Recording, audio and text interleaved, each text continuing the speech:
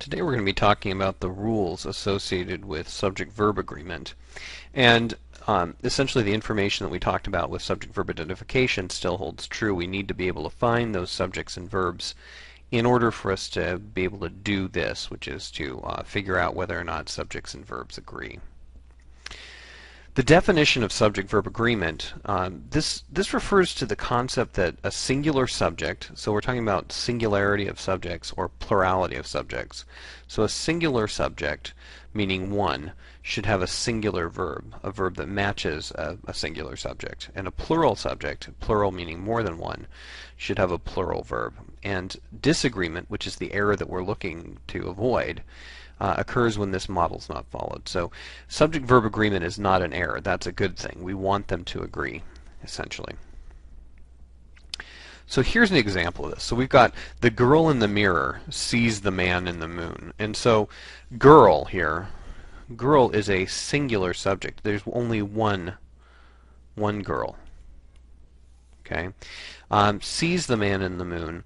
So sees is a singular verb because it matches a singular subject. So, and one way of telling whether or not you have a verb that matches something that's singular is that the pronoun she always takes singular verbs.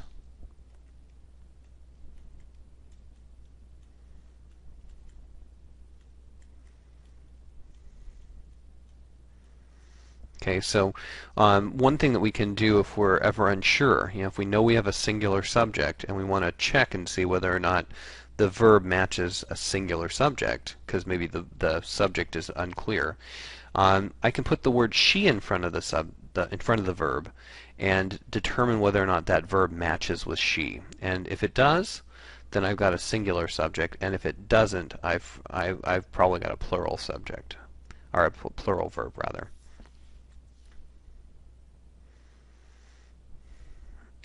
And so here we've got kind of the opposite. So again, note that on this one we had girl in the mirror sees the man in the moon. On this next one we've got the girls in the mirror see the man in the moon. So more than one girl.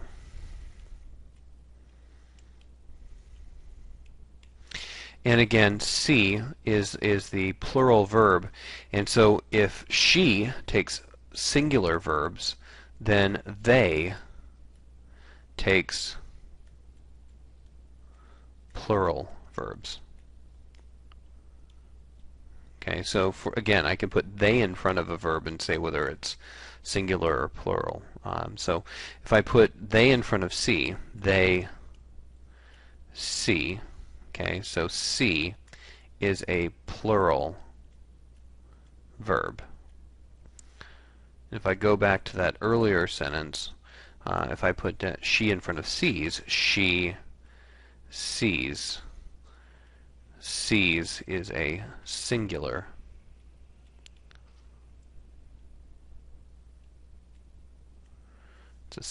verb. So again, it's the verbs that go with she are singular verbs. The verbs that go with they are plural verbs. And again, you notice that see and sees are essentially the same word. It's the same action. It's just that it changes its form slightly depending on whether it's matching with a plural subject or a singular subject. One other thing that kind of helps us out is that any verb that ends in the letter S, if it ends in this letter S, it is always going to be singular. And again, I can try my little trick with she. She is, she was, she has, she meets, she greets, she runs, she begins. I could put none of those with they. They is, that doesn't even sound right, right? So if I was to make the same list, but for the ones that go with they, it would be they are, they were, they have, they meet, they greet, they run, they begin. And notice the difference between this list and this list. And the main difference is that in the second list, the list that goes with they, there's no S's at the end. They don't end in S.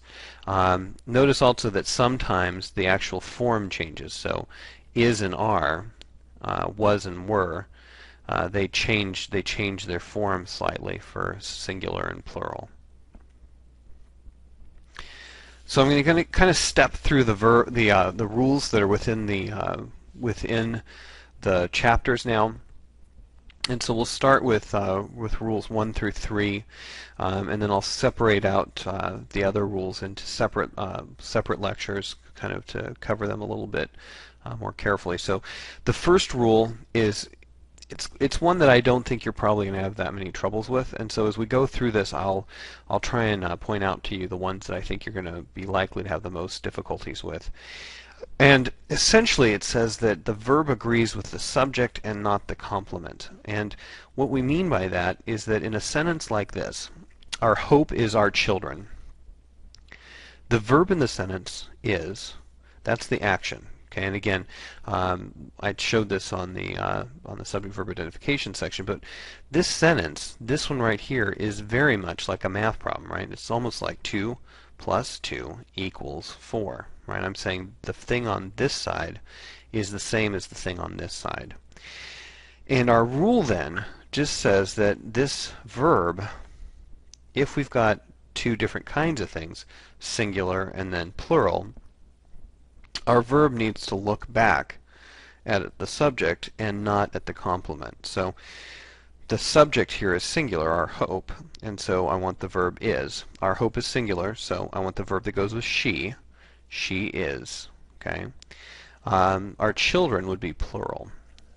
If I flip that sentence around, same sentence, same idea, but I put children before that, children then becomes a plural subject, and so the verb has changed. It's gone from is to are. They are.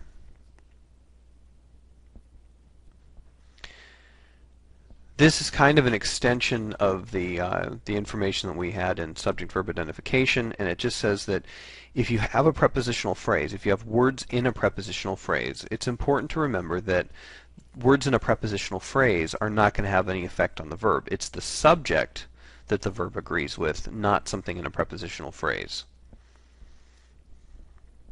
So for example, and this is one that would be kind of pointing out why this is important, but one of the students was tired looking. If I was to think that students was my subject, which, in some ways that maybe makes more sense. It almost seems like it's the students that were tired looking, right? I would use the wrong verb, because I'd be thinking that my verb needed to match something that was plural, because students is plural. But by showing that of the students is a prepositional phrase, and noting then that one is my subject, it becomes much clearer that I want the verb that goes with she. She was. So it makes it clearer that it's a singular verb. So this sentence is correct. And again, if I was trying to match it to students, which maybe seems like it might be the subject of the sentence, I would likely use the incorrect verb. And the final one we're going to cover in this lecture is Rule 3, which says that inverted word order. So if we have a sentence that's kind of backwards from our normal word order, normal word order being subject and then verb. So if I flip those around in some way, it doesn't really matter. It's still the subject that determines the verb, whether the verb is singular or plural. So on this one, there are the cars. There is not the subject. That just tells me where they are. That there is an adverb here. It tells me something about the way in which they are. Okay, but it's the cars that are there. And since the cars is plural, I want the verb that went with they. They are.